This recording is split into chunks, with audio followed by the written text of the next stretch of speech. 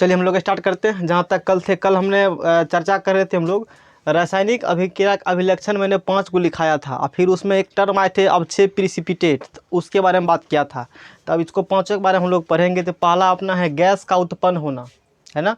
कोई भी रासायनिक अभिक्रिया होती है, कैसे रासायनिक अभिक्रिया जब होती है ना, तो उसका 5 लक्षण हम लोग देखे थे, जिसमें से पहला लक्षण क्या है, गैस का उत्पन्न होना। यानी कि रासायनिक अभिक्रिया होगी तो क्या निकलेगा, गैस निकलेगा। तो वही देखिए इसमें क्या लिखा हुआ है, इसको समझते हैं। चलिए, तो कहता है एक रिएक्शन लिया है समझने के लिए। केमिस्ट्री मतलब ही रिएक्शन होता है, छोटे रिएक्शन से भरे होते हैं।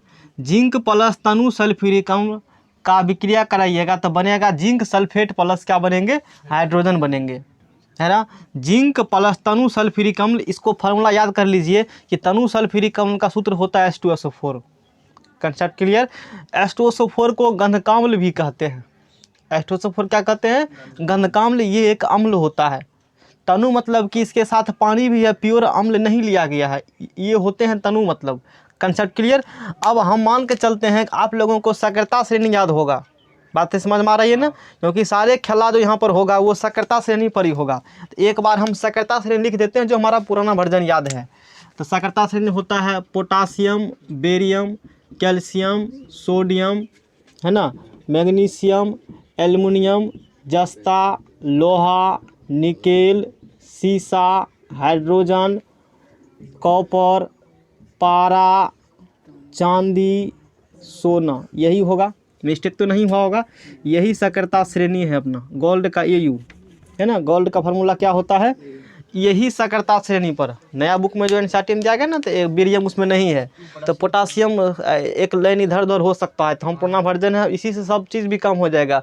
भारतीय वन किताब देखोगे ना, तो अभी भी यही लिखा हुआ है। ये भी थोड़ा सा परिवर्तन किए हैं। तो अलग अलग किताब अलग अलग दिए होते हैं। बात समझ में ना कहानी। अब की बार जो एग्जाम हुआ है 2023 का 10वां वाला, इसमें भी इससे 4 से क्वेश्चन आए थे।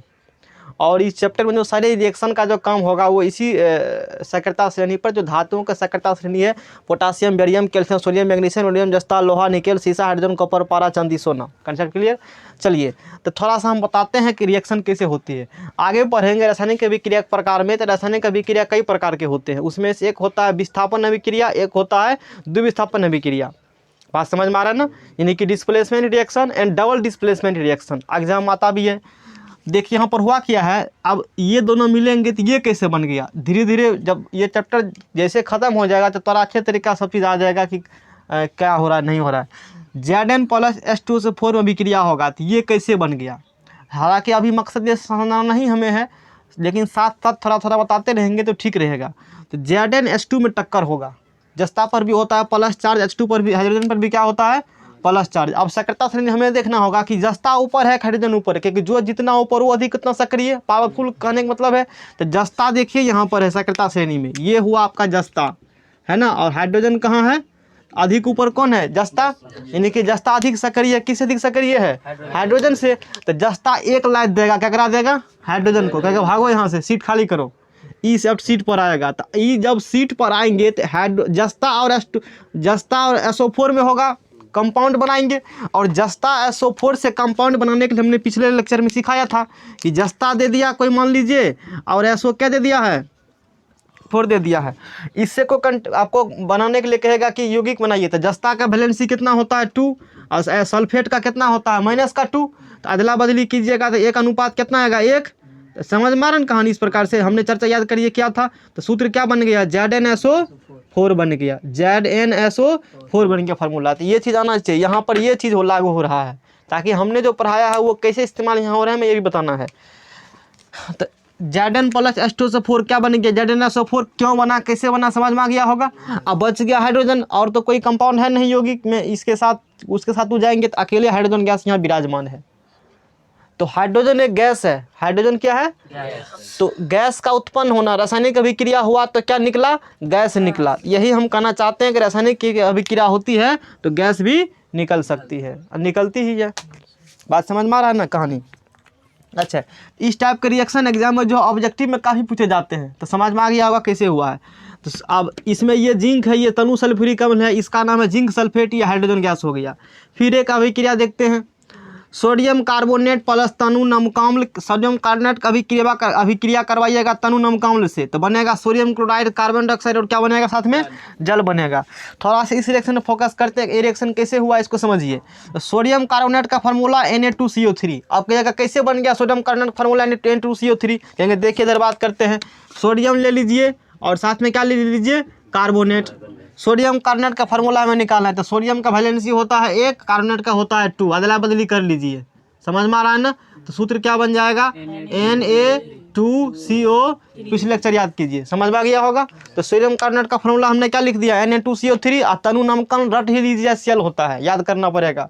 जब अम्ल क्षार पढ़ाएंगे ना तो 15-16 को लिस्ट लिखा देंगे अम्ल का, नाम याद करना। वैसे अभी भी जो बताते हैं उसको याद करते रहिए।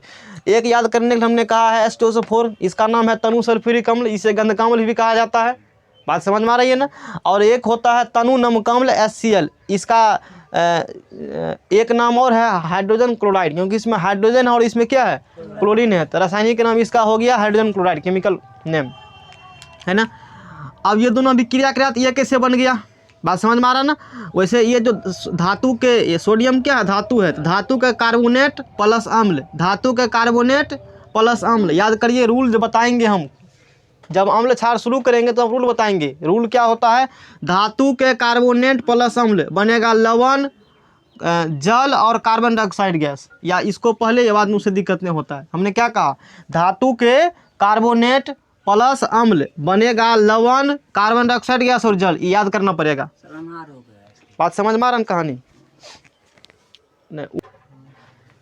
चलिए आगे बढ़ते हैं। हम बता रहे थे अभी कि धातु के कार्बोनेट प्लस अम्ल, धातु के कार्बोनेट प्लस अम्ल बनेगा लवण, जल और कार्बन डाइऑक्साइड गैस, बताएंगे हमने चैप्टर जब पढ़ाएंगे तब।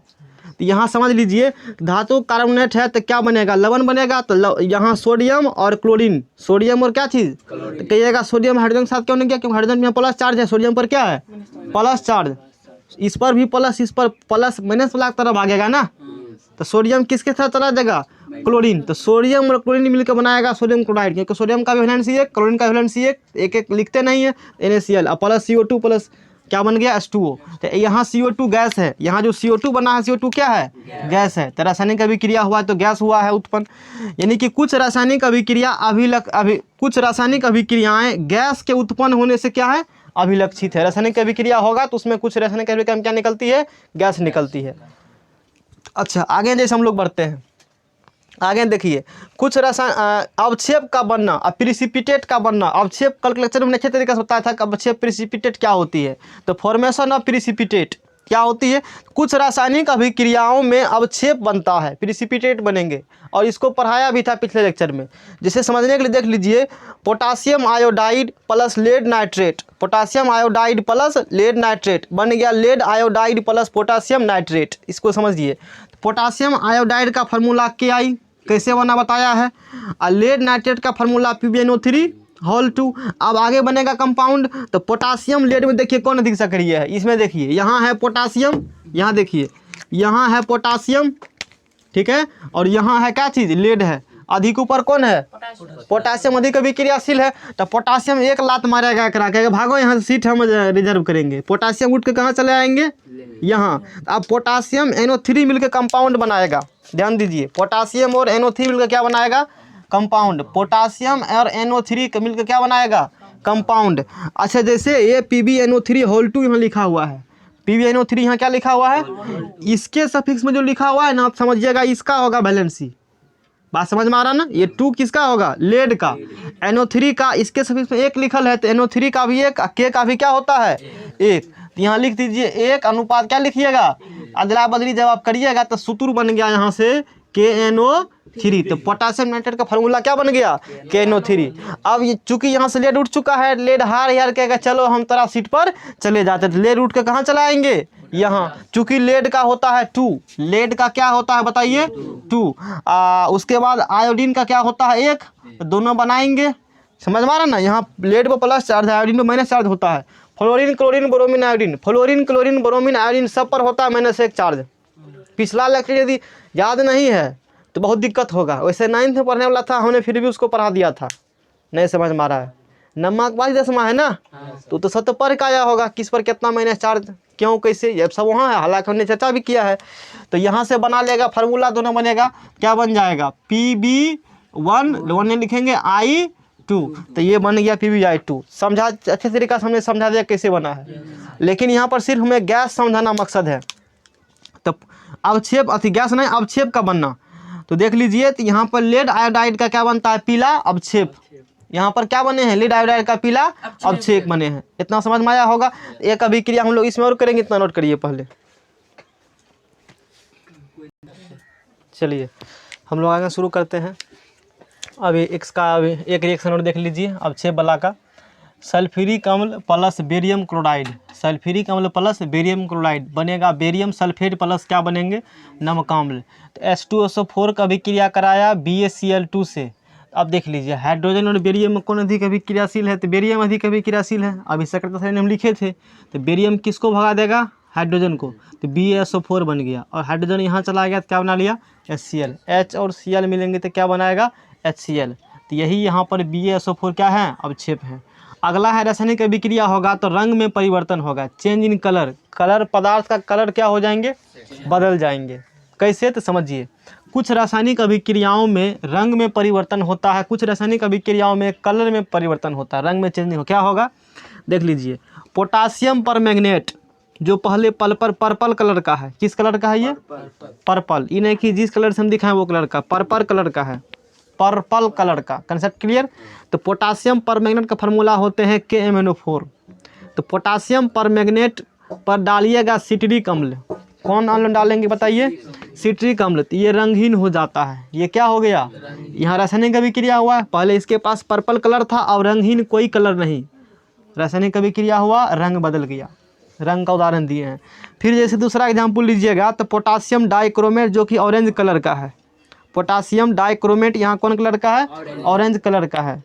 इस पर आप SO2 डालिएगा, सल्फर डाइऑक्साइड की, इसके साथ अभिक्रिया करवाइएगा, तो ये हो जाएगा ग्रीन कलर का।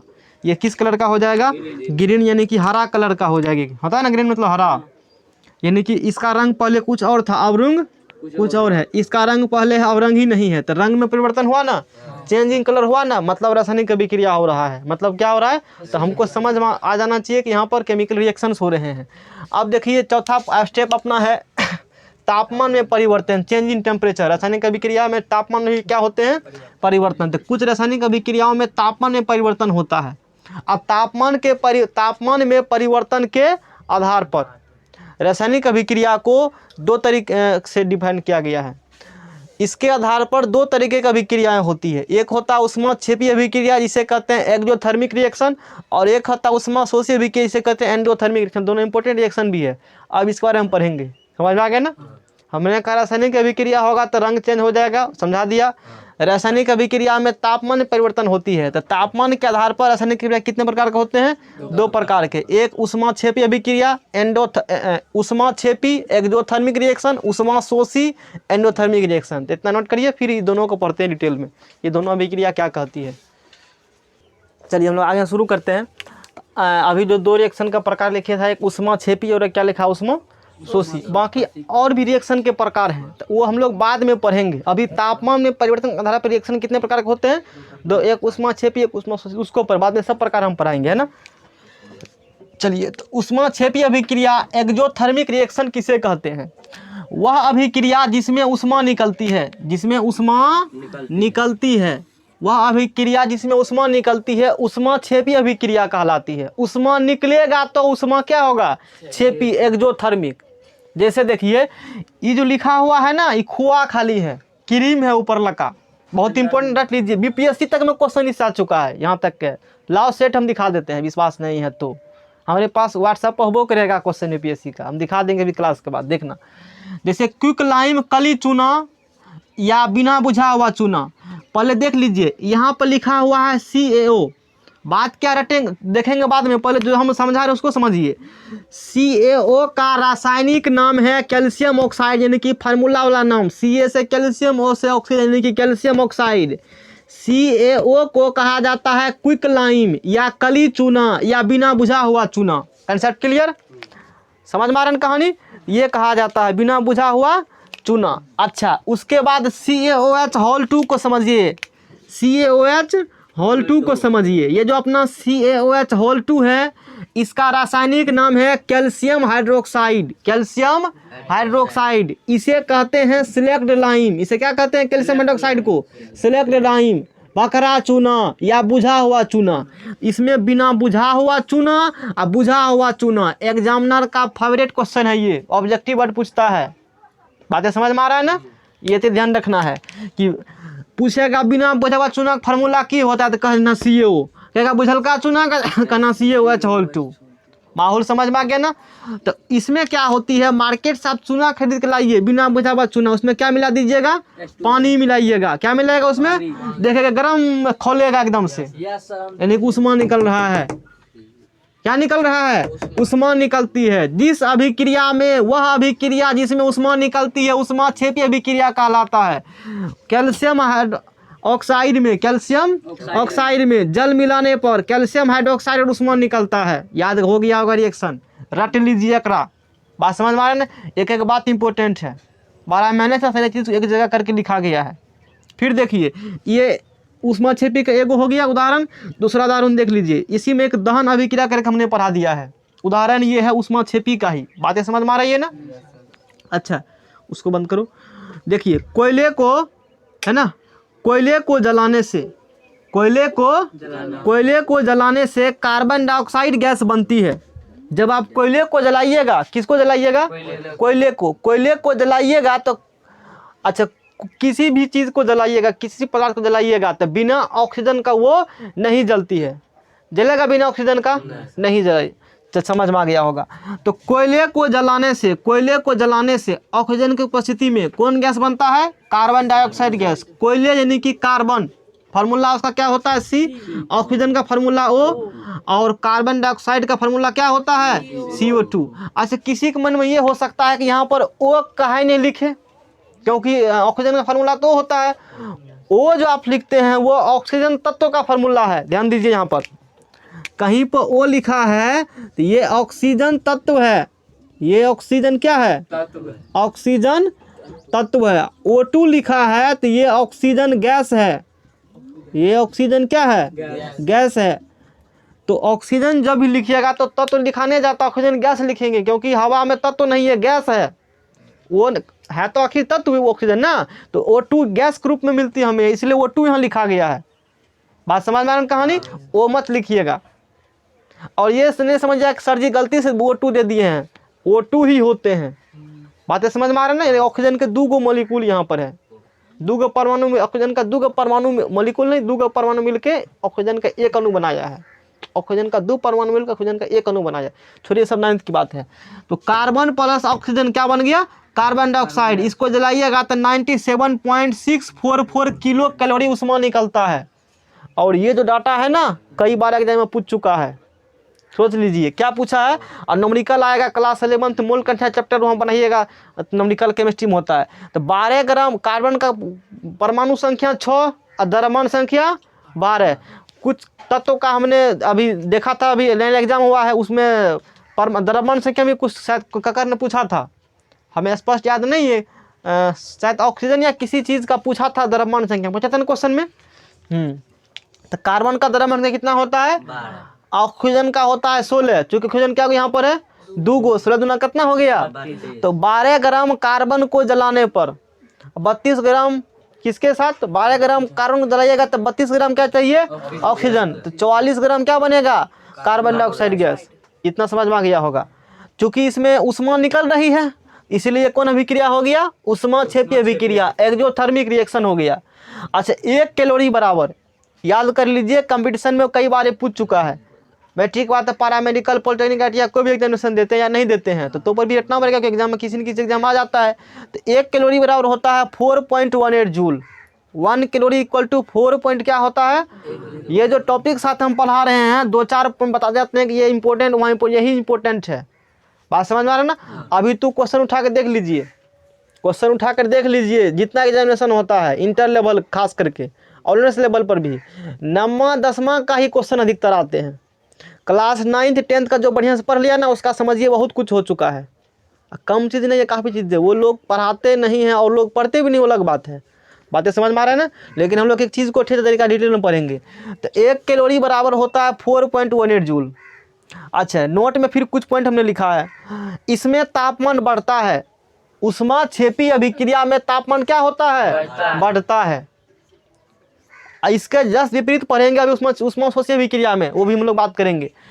ऊष्माक्षेपी प्रतिक्रिया में उत्पन्न ऊष्मा को, ऊष्माक्षेपी प्रतिक्रिया में उत्पन्न ऊष्मा को रासायनिक समीकरण के अंत में प्लस के रूप में दिखाया जाता है। रासायनिक समीकरण के अंत में कौन सी रूप में दिखाया जाता है, प्लस के रूप में। प्लस रूप में दिखाया ऊष्मा, तो समझ जाइएगा कि कौन अभिक्रिया होगा, ऊष्माक्षेपी अभिक्रिया होगा।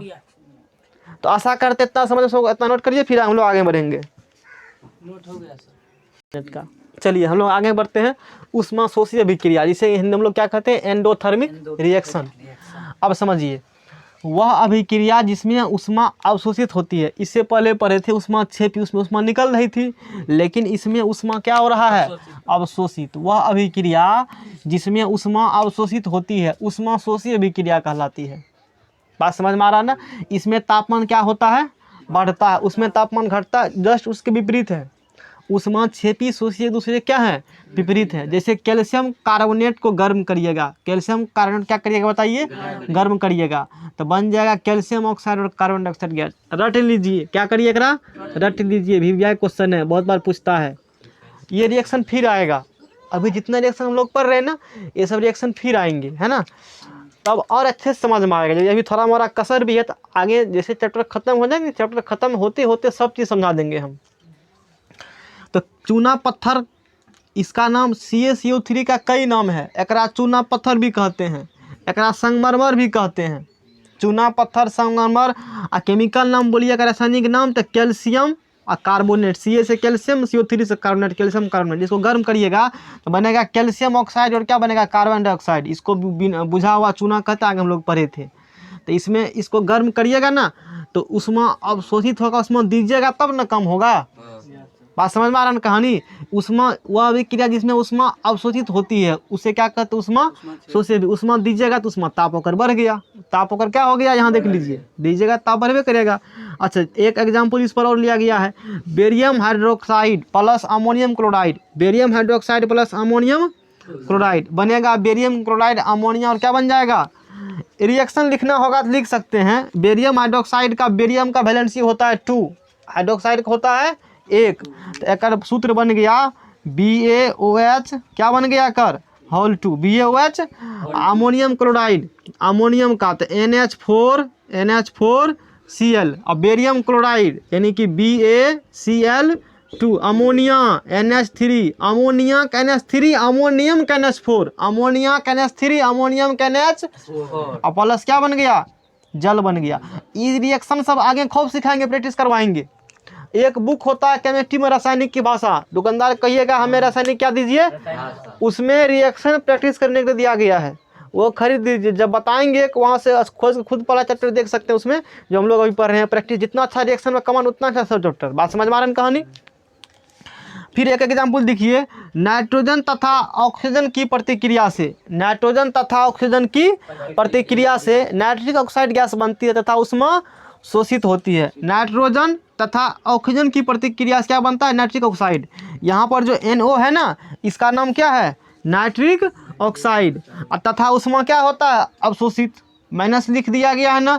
शोषित ऊष्मा को रासायनिक समीकरण के अंत में माइनस के रूप में दिखाया जाता है। ऊष्मा लिया ना, ऊष्मा अवशोषित किया, तो उसे कैसे रूप में दिखाइएगा, माइनस के रूप में दिखाइएगा रासायनिक समीकरण के अंत में। इससे पहले जो बताया ऊष्मा छिपी, उसमें प्लस बोले थे। जैसे N2 + O2 बनेगा 2NO। इसको होने के लिए कितना ऊष्मा चाहिए, 43.2 किलो कैलोरी ऊष्मा चाहिए। बात समझ में आ गया ना। यानी कि दो बात रखना है, ऊष्मा शोषी कहा तो ऊष्मा सोखेगा, यानी ओकरा दीजिए। अच्छेपी कहा तो ऊष्मा निकालेगा। बात कुछ भी दोनों में नहीं है। और इसमें तापमान क्या होता है, बढ़ता है। रिएक्शन 2-4 को लिख दीजिए, काम हो गया। एग्जाम मान लीजिए कल क्वेश्चन आएगा तो कितना लिखेंगे हम लोग, एग्जाम में लिख दीजिए परिभाषा, 1-2 रिएक्शन, काम कंप्लीट। चूँकि अभी हम लोग टॉपिक पढ़ रहे हैं, बात समझ में आ रहा है ना, तो इसी लेके बात हम लोग पढ़ रहे हैं। अब एगो और पढ़ते हैं, 5वां है अवस्था में परिवर्तन। समझ में आ रहा है कहानी नहीं, चलिए आगे बढ़ते हैं। अवस्था में परिवर्तन देखिए, चेंज इन स्टेट, 5वां हम लोग लास्ट है ये। तो कुछ रासायनिक अभिक्रिया में भौतिक अवस्था में क्या होता है, परिवर्तन। समझ में आ रहा ना, फिजिकल स्टेट उसका चेंज हो जाएगा। जैसे मोमबत्ती को जलाइएगा, कंबशन धारण करवाइएगा, किसकी उपस्थिति में? ऑक्सीजन की उपस्थिति में। ये यहाँ पर O2 लिखा हुआ है, क्योंकि बिना O2 बवा के तो जलने वाले हैं नहीं, है ना। तो मोमबत्ती को जलाइएगा, कंबशन करिएगा, दहन करिएगा, O2 की उपस्थिति में क्या बनेगा? कार्बन डाइऑक्साइड, और क्या बनता है? जल। यानी कि पिघल पिघल मोमबत्ती क्या होगा? वो गिरेगा। अच्छा, जैसे पूछेगा मोमबत्ती क्या है, तो बोलेंगे ये एक ऑर्गेनिक कंपाउंड है, ये कार्बनिक यौगिक है। मोमबत्ती ये क्या है? कार्बनिक यौगिक ऑर्गेनिक कंपाउंड है। किसका किसका कंपाउंड है? तो कार्बन, हाइड्रोजन और किसका? ऑक्सीजन का है। तो बात समझ में आ गया होगा। यहाँ अवस्था चेंज हो रहा है ना, यहाँ मोमबत्ती से देख लीजिए अवस्था आकर क्या हो रहा है? मोमबत्ती का चेंज हो रहा है, स्टेट चेंज हो रहे हैं। अभी ये सॉलिड है ना, गैस और क्या बन गया? लिक्विड बन गया, अवस्था चेंज हो गया, गैस उड़ गया, कार्बन डाइऑक्साइड गैस और H2O लिक्विड फॉर्म में। अच्छा, अभी तक हमने देखा सेपरेट सेपरेट अवस्था, जो मतलब अभी जो रासायनिक अभिक्रिया का 5 अभिलक्षण देखा, तो वो सेपरेट सेपरेट देखा है ना। एक साथ 2-3 भी हो सकते हैं एक रिएक्शन में, एक साथ 2-3 भी, मतलब रंग में भी परिवर्तन हो रहा है, तापमान में परिवर्तन हो रहा है, या अवक्षेप भी बन रहा है, कलर भी चेंज हो रहा है। एक साथ 2-3 अभिलक्षण हो सकते हैं, होते भी हैं। जैसे देखिए, कुछ रासायनिक अभिक्रिया एक से ज़्यादा अभिलक्षण से क्या होते हैं? अभिलक्षित है, एक से अधिक लक्षण मिलेगा उसमें। जैसे जिंक प्लस तनु सल्फ्यूरिक अम्ल, जिंक प्लस तनु सल्फ्यूरिक अम्ल बनेगा जिंक सल्फेट प्लस हाइड्रोजन और क्या बनेगा? उष्मा। देखिए, इस अभिक्रिया में गैस उत्पन्न हो रहा है, इस अभिक्रिया में क्या उत्पन्न हो रहा है? गैस उत्पन्न हो रहा है, और तापमान क्या हो रही है? इसका बढ़ रही है। तो 2 अभिलक्षण हो गया ना। बात समझ में आ रहा है कहानी। तो एक रासायनिक अभिक्रिया में 2 से अधिक अभिलक्षण या थी 1 से अधिक अभिलक्षण भी हो सकते हैं, 2-3 भी हो सकते हैं, कोनो हम चारों देखने को तरह मिल जाएगा। बहुत कुछ हो रहा है, बड़का बड़का रिएक्शन होता है। आज के यहीं रखते हैं, आगे फिर हम लोग कल बात करेंगे, ठीक है।